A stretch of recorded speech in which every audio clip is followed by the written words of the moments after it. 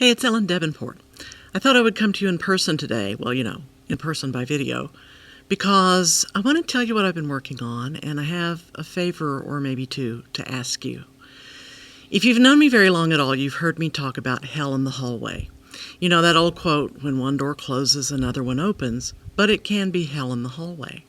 And so for years I've talked about the hallway. What is it? What do you do there? How do you get out of it?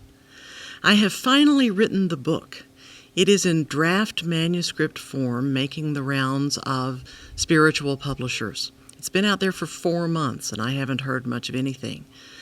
So the first favor I'd like to ask you is to just hold with me the vision that this manuscript, this book proposal, lands on the right person's desk at the right time. My preference would be traditional publishing instead of self-publishing, so I'm trying that first. So if you pray, if you affirm, would you just see with me the book being published smoothly and easily and going to all the right people? Because it's a message a lot of people need to hear. And you can hear it. March 6th, I'm going to be on Unity Online Radio talking about Hell in the Hallway.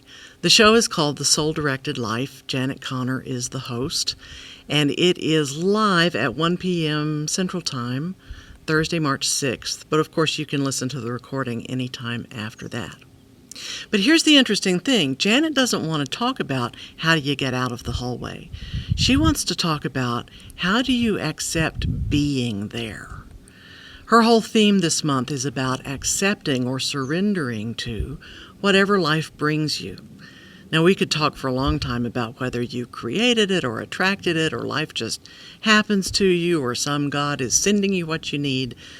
But once it's in your life, how do you accept what is happening to you, and then what do you do?